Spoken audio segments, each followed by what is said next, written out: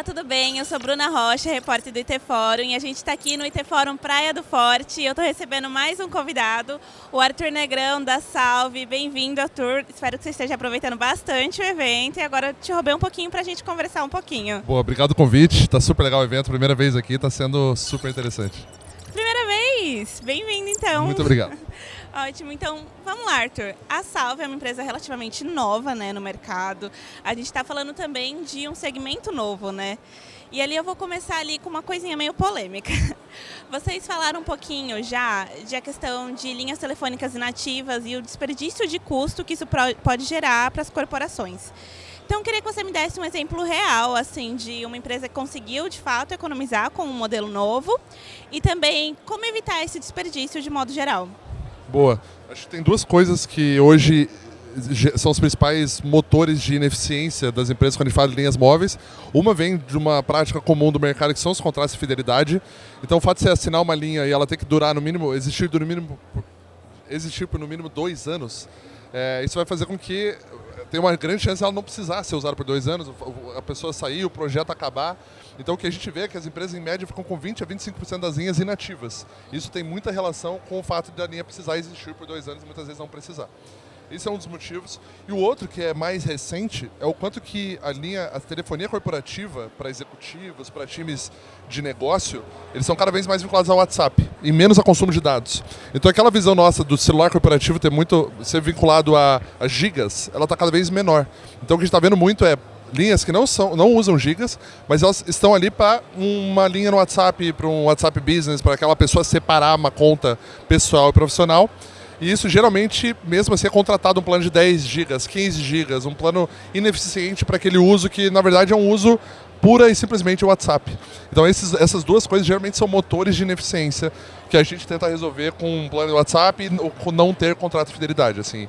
Então por isso que tem empresas que a gente vê economizando 60%, 70% do custo com telecom por causa dessas duas coisas, basicamente.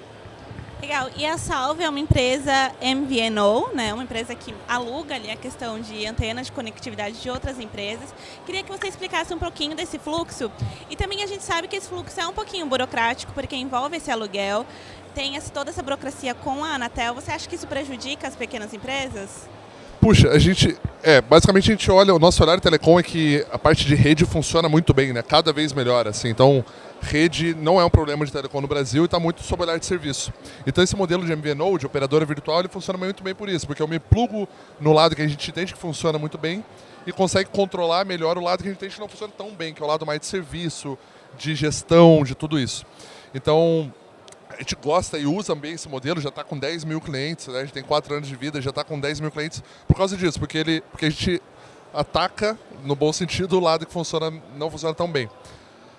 Quando você perguntou sobre a Anatel, assim, o modelo, acho que sim, não é a coisa mais fácil do mundo de construir, ainda mais se você quiser ser uma autorizada, que é um ângulo mais completo da solução, não é uma coisa tão fácil.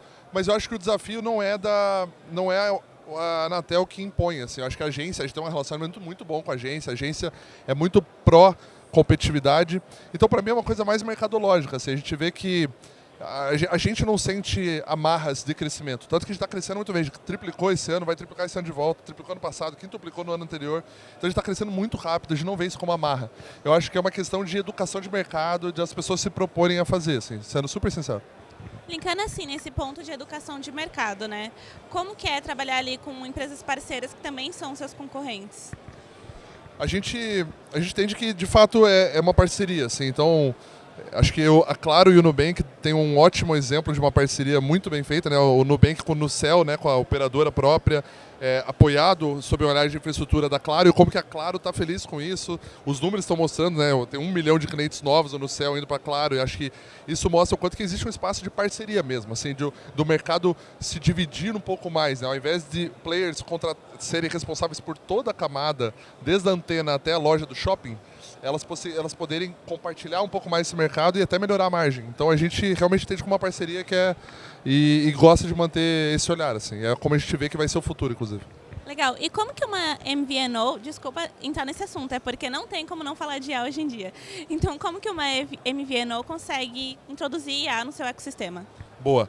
A gente fala que a gente está construindo uma operadora para IA e com IA. Então isso quer dizer hoje duas coisas. Uma é que a gente já usa, por exemplo, a gente não vende só linhas, a gente também vende serviço.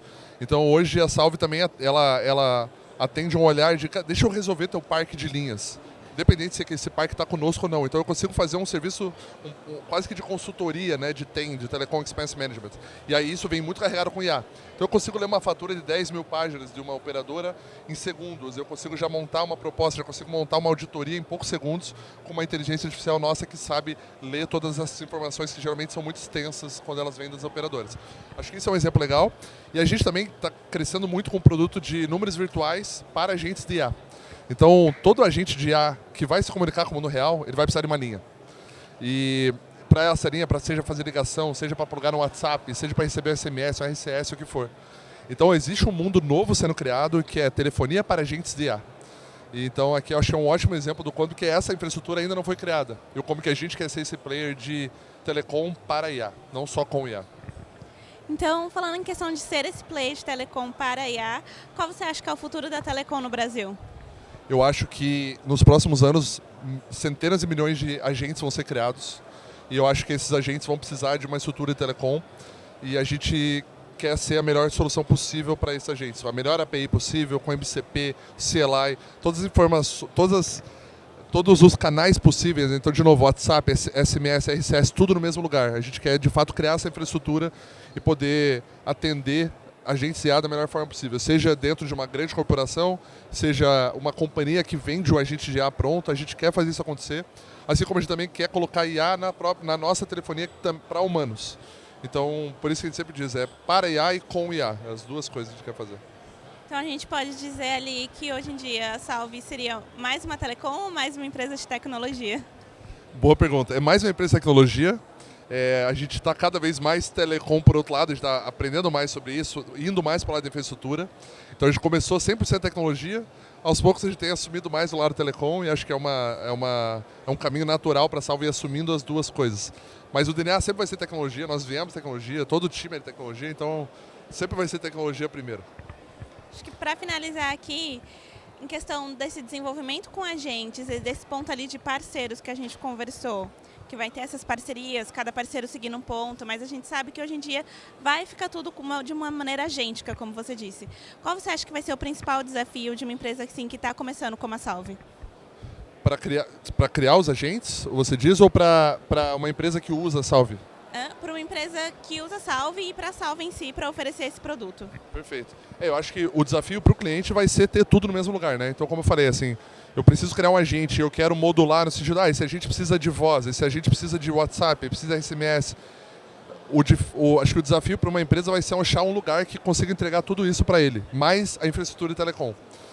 E para a Salve o desafio vai ser construir tudo isso. No fim do dia, acho que telecom está entrando numa nova era, né? A gente vem lá de voz, teve a era dos dados, aí entrou a era do VoIP, e agora a gente está entrando numa era de agentes que mistura todas as eras anteriores para um novo uso, né? Um uso robótico e humano ao mesmo tempo.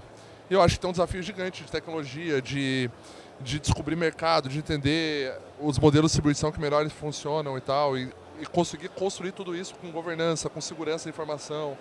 Então, para nós, o desafio vai ser construir, por outro lado, o desafio vai ser achar. E espero que, quando acharem a gente.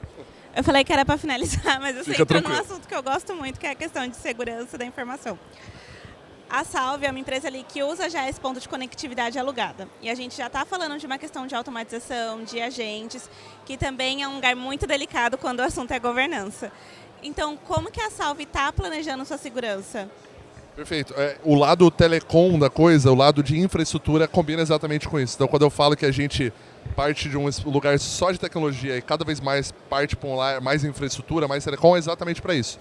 A linha tem que ser cada vez mais nossa, a gente quer ter cada vez mais, estar mais próximo ao regulador, atender mais demandas regulatórias e ser mais operadora, efetivamente.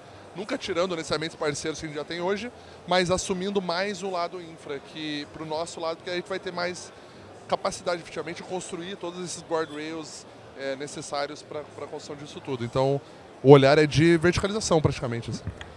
A gente sabe que o Brasil ele está assim à frente quando o assunto é incidentes cibernéticos e o setor mais atingido é o setor de telecom. E ali a gente tem um domínio, né, de outras empresas dentro desse setor, mas como que a Salve, sendo uma empresa menor, se prepara para não ser atingida e se ela for atingida, qual que é o plano? Bom, a gente usa a tecnologia, né? Então, no fim do dia, acho que esse é um balanço super difícil, né? A gente fala muito em simplificar a telecom. E aí, como é um setor que, né, um setor que tem muita fraude, muita tentativa de fraude, muitas coisas assim, a gente tem que criar os guardrails, como eu já falei, para que o IB, para garantir que tudo está dentro conforme. Só que é muito fácil disso virar fricção para o consumidor final, né?